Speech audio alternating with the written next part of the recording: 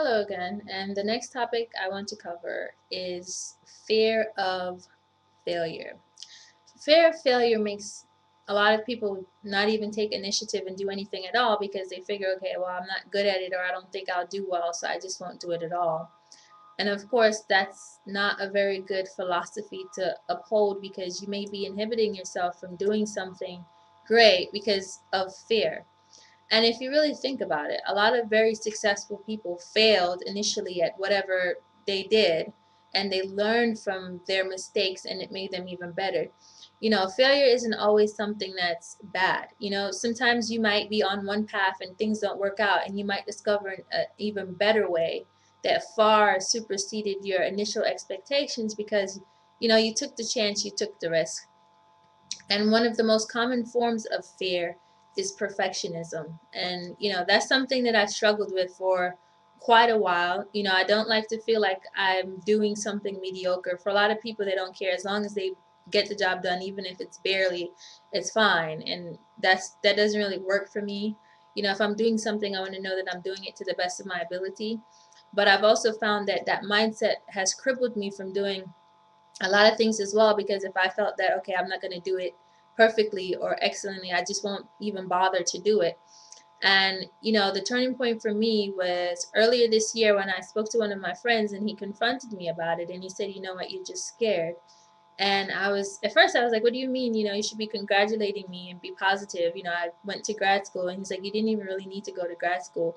You knew all you had to know already, but you let fear drive you to that point. But then I looked into it and I was like, he's right. Because I was contemplating getting 2 more master's degrees because I figure I need to know everything about everything back to front before I even take one step. I want to make sure I have all the bases covered and, I dot every I, cross every T. But, by self reflection or introspection, so to speak, and really looking at, as I said before, really successful people, a lot of them failed initially. And failure doesn't have to be final. Failure could be a starting point of something even better, as I said before, than what you initially had thought. And I learned that sometimes you can't learn everything from theory. You have to learn in the practical as well. And I think that that can be far more important than just knowing.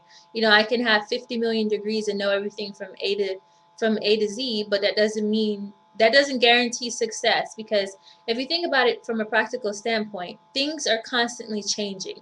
There are variables externally that you cannot control. And if you think about it, let's say you have a business, the consumer behavior changes, the business landscape changes. There's pastel factors that affect things that you have no control over, so you just have to deal with it. And I found, since I started doing stuff and taking initiative, a lot of things that I never even did, I could have done from the very beginning. I had all the tools, but because in my mind I wasn't perfect or I didn't know enough about something, I just didn't bother to do it. And now, I'm taking risks, I'm taking chances, I'm willing to learn, I'm willing to take a risk, because I strongly believe that the best is yet to come, and I think it's important to uphold that kind of optimism.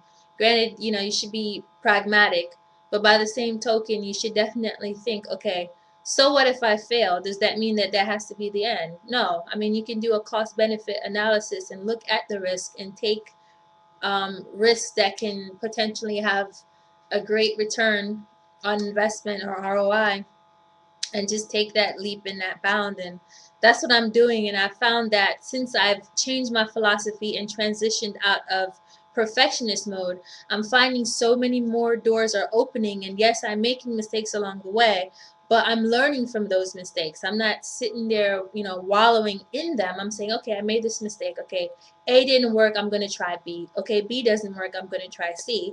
And I'm going to keep knocking on the doors until one door is open.